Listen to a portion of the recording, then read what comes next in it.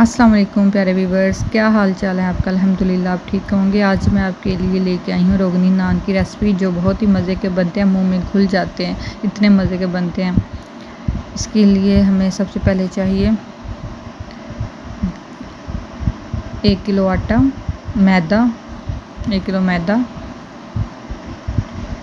2 table spoon sugar چینی، 2 T spoon salt یعنی نمک،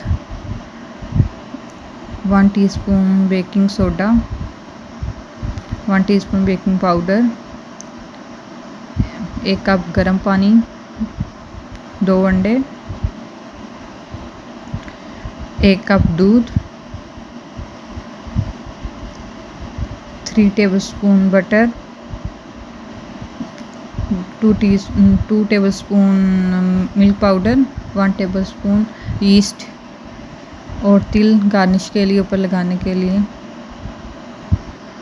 اور ان سب چیزوں سے آج ہم بنائیں گے مزے کے نان، روغنی نان، بہت ہی مزے کے۔ اب گرم پانی میں ایسٹ ڈال دیں، مکس کر کے ڈھانپ کے رکھ دیں 10 منٹ کے لیے، تاکہ ایسٹ ایکٹیو ہو جائے۔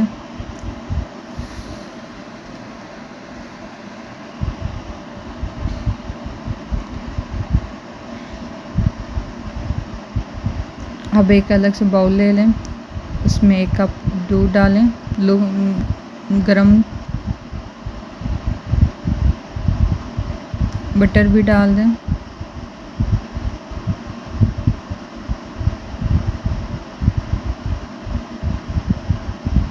ملک پاؤڈر نیڈو کا تھا یہ 2 ٹیبل اسپون،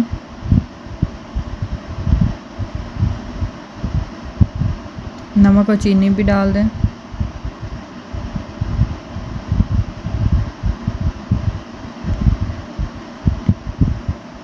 بیکنگ پاؤڈر اور بیکنگ سوڈا بھی ڈال دیں،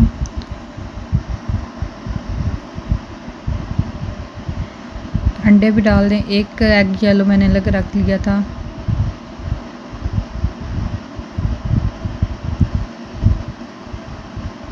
اب ان ساری چیزوں کو مکس کر لیں، اچھی طرح مکس کر لیں، اور پلیز لائک، سبسکرائب اور بیل کے بٹن کو ضرور دبائیے گا۔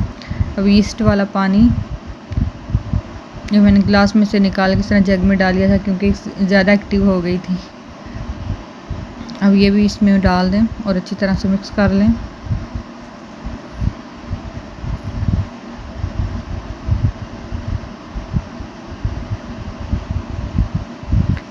اب میدے میں ساری چیزیں ڈال دیں اور اچھی طرح گوندھ لیں، تقریباً 15 منٹ آپ نے میدے کو اچھی طرح گوندھنا ہے، عام آٹے سے تھوڑا سا نرم ہو یہ۔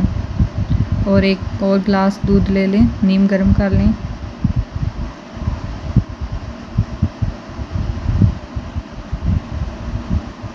اب اس صاف جگہ پہ، ٹیبل پہ یا شیلف پہ ڈال کے آٹے کو اچھی طرح اس طرح گوندھیں، اس طرح آپ کی ڈو ہونی چاہیے۔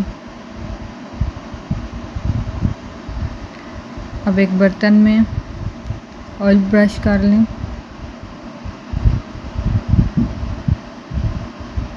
اور آٹا رکھ کے اوپر سے اچھی طرح ڈھانپ دیں تاکہ ہوا کراس نہ ہو، اور کسی گرم جگہ پہ رکھ دیں 2 گھنٹے کے لیے۔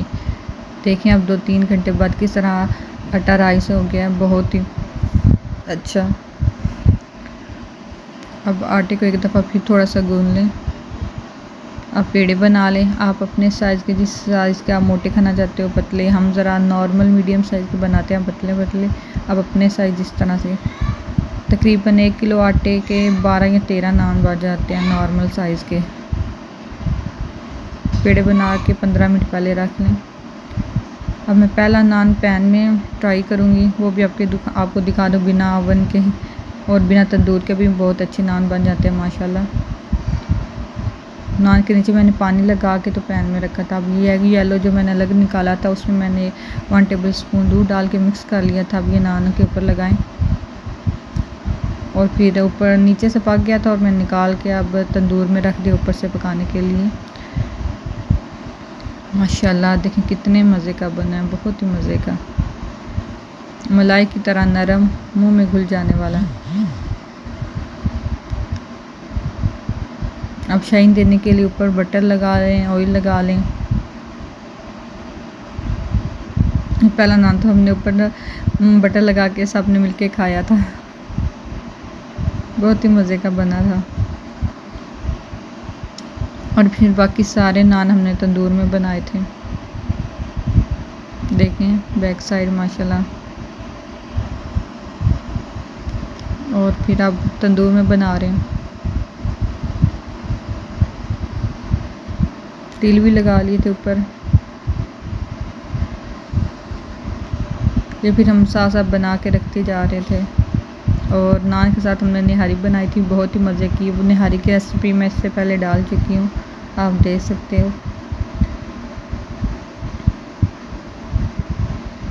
ایک ایک کر کے سارے نان بنا رہی تھی۔